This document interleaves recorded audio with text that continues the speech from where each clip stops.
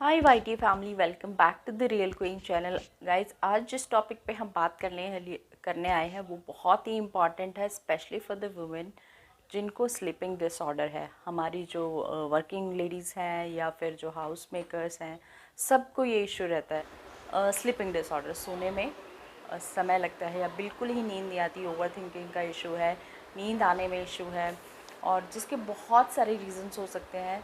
पहले मैं आप लोगों को बता दूं कि रीज़न्स क्या क्या हो जाते हैं और उसमें आप लोगों को क्या सोल्यूशन होगा, वो भी मैं आपको वीडियो के लास्ट में बताऊंगी। सबसे पहले बताना चाहती हूँ कि आपका सोने का टाइम फिक्स नहीं है।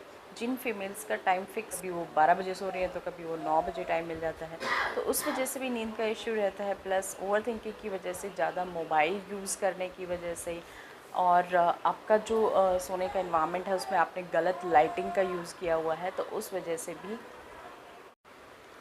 तो इसी तरीके से गाइस बहुत सारे रीज़न हो सकते हैं जिसकी वजह से नींद का इशू होता है और सोने में प्रॉब्लम होती है। ओवर थिंकिंग हो सकती है। और दूसरा फन फैक्ट ये भी बता दूं, कुछ महिलाओं को इश्यूज़ ये भी हो सकते हैं कि उनकी सास, ननंद या फिर हस्बैंड बहुत ज़्यादा टॉकेटिव हो या इरिटेटिंग हो, तो वो भी दिमाग में स्ट्राइक करती है, जिसकी वजह से फीमेल्स अच्छी नींद नहीं ले पाती। तो अब बात करते हैं सोल्यूशन की, कि इन सब चीज़ों के लिए सोल्यूशन क्या होना चाहिए। ये सोल्यूशन मैं अपने एक्सपीरियंस बेस पे बता रही हूँ, जिसमें कोई मेडिकल बेस्ड एडवाइस नहीं है, बट पर्सनली मैंने जिसको भी एडवाइस किया उन्हें बेनिफिट हुआ है। सो आई थॉट कि मुझे आप लोगों से भी ये शेयर करना चाहिए और काफ़ी हेल्पफुल रहेगा। तो शुरुआत करते हैं। सबसे पहले अपना सोना और जागने का समय फ़िक्स कर लो। फ़िक्स मतलब टाइमिंग, जैसे ही टाइम आपने जो भी टाइम डिसाइड किया है, 10 to 6, 10 to 5 या 9 to 6, जो भी टाइमिंग है उसको फ़िक्स करो। उस टाइम पे अगर नींद ना भी आए तो आप अपना मोबाइल, टीवी, जितने भी आपके इलेक्ट्रॉनिक और इंटरटेनिंग गैजेट्स हैं उन सबको दूर रखो। लैपटॉप्स, कुछ भी हो जो आपको डिस्ट्रैक्ट कर रहा है, सबको क्लोज़ कर दो। एंड जो टाइमिंग आपने डिसाइड किया है उसके अकॉर्डिंगली आप स्टार्ट करो कि आप सो रहे हो, सोने का टाइम हो चुका है। अपने दिमाग को समझाओ कि अब आपको सब चीज़ें क्लोज़ करके सोने के लिए बेड पे जाना है। और ये मोबाइल, स्पेशली मोबाइल, हाँ आई नो कि ये थोड़ा मुश्किल होगा, बट आप क्या कर सकते हो, मोबाइल को अपने रीच से दूर रखो। आप इजीली उसको पिक ना कर, कोई नोटिफिकेशन आता है, कोई मैसेज आता है, तो उसे इतनी जल्दी से आप पिक ना करो। आपको बेड से उठ के उससे मोबाइल को या कॉल को अटेंड करना पड़े, ना कि वो आपके पास अवेलेबल हो, क्योंकि आप जैसे ही उसे पिक करोगे आप फिर से उसमें अपना टाइम स्पेंड कर दोगे। कुछ इंपॉर्टेंट होगा तो आप उठ के मोबाइल पिक करके वापस सेम प्लेस पे रख दो। Otherwise there is no need to touch your laptop, mobile आपके सोने के टाइमिंग के बाद। और दूसरा सोल्यूशन, सेम वे, मॉर्निंग में भी जागने का टाइम आप अपना अलार्म लगा लीजिए।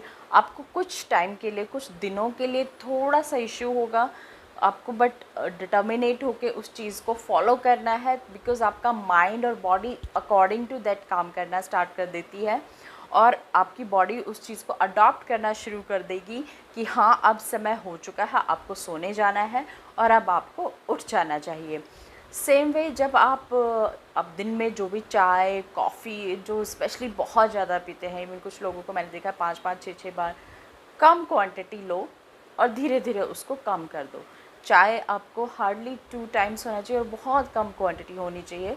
चाय, कॉफ़ी को तो प्लीज़ अवॉइड करो तो ज़्यादा बेटर है, अदरवाइज़ तो बहुत कम क्वांटिटी में करो। फ्रीक्वेंटली चाय, कॉफ़ी का इंटेक नहीं करना चाहिए, ये भी एक रीज़न होता है आपका नींद ना आने का। सो आप ये भी सोच सकते हो कि आपको किस हिसाब से चाय, कॉफ़ी लेना है।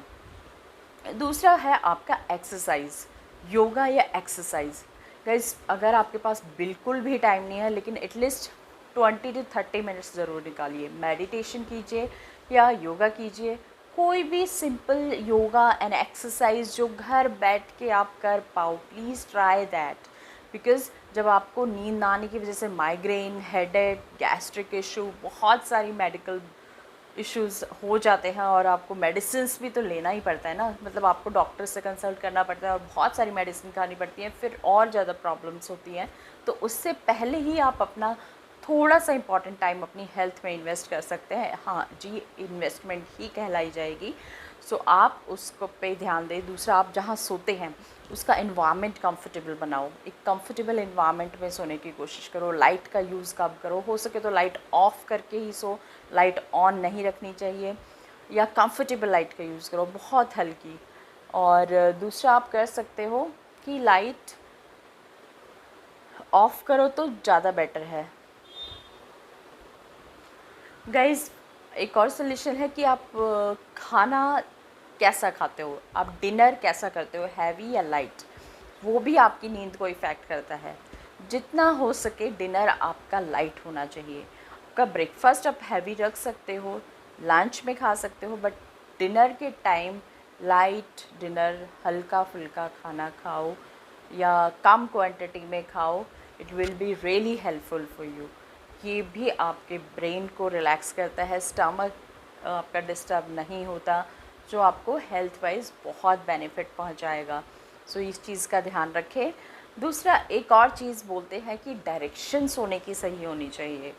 मेनली बोला जाता है कि पूर्व या उत्तर दिशा में आपको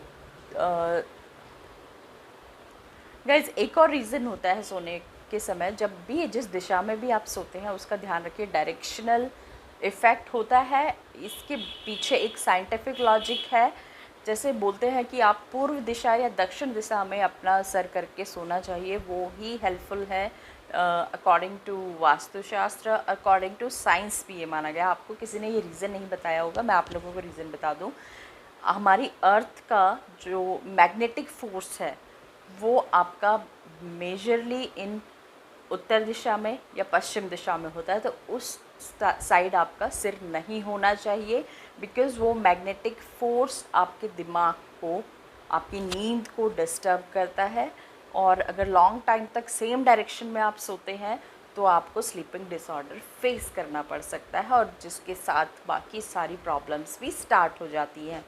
तो गाइस ध्यान रखिएगा, डायरेक्शनल भी आपको पोजीशन सही रखनी है। So I hope you like the video and you like the solution. And हमारी स्पेशली फीमेल्स के लिए जो इस चीज़ से सफ़र करती हैं उनको काफ़ी हेल्पफुल रहेगा ये सब चीज़ें। तो प्लीज़, अगर आपको मेरी वीडियो, मेरी इन्फॉर्मेशन अच्छी लगी हो तो please like, comment and share. Bye.